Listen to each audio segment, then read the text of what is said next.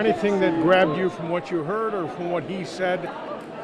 Yeah, there really was. When you first met him, he has tremendous people skills. And the first thing he said to me is accountability and culture are big factors for him. And that's what, as I talked to Nick and other people, that's what seemed to be the common denominator. He was a leader. He was a guy that people put on committees. He said he would work tirelessly. I talked to his wife about, we're not an 8 to 5 guy, are we? And she said, no, he's not. And I think all those things are important, but I think playing in an Olympic sport and yet understanding how important football is and basketball, but I think understanding that it was big when I heard him say that. And then just this whole thing, the same reason I really liked Kevin when I first interviewed him on the committee, the first thing he said is, I love to fundraise. And I said, any president that says that, he gets a vote from me and he gets a, what the hell's wrong with you? Because nobody likes to fundraise. And Jay kind of said the same thing. When I get into fundraising, I'm in a different mode. And that was exciting, and that meant something to me. One of your donors said this might be the most important hire in the history of the school. Well, I think, and that's no insult to the people that have been here before. It speaks to the landscape of college athletics right now.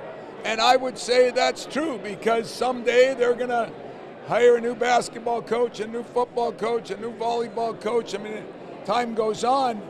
And if you got somebody at the top that understands all that and that is willing to go out and raise money and do the things that we have to do now and be a leader in that area, I think it's going to be very valuable. So that donor, whoever it was pretty smart. For you making a guy that's been in the athletic world and in the university structure versus maybe an outside business. Yeah. I thought Kevin said that really well. I wasn't looking for just a business guy personally, even though if it would have meant more money for my program, if they thought they could do a better job of that. I think there has to be a balance. I think we're past the days of my former football coach becoming the AD, like happened in my high school or happened at the college I was at. I don't think that's a clean slate anymore either. I think somebody has both. Him playing, him being part of big-time programs, him being part of Alabama. I mean, I'll admit it.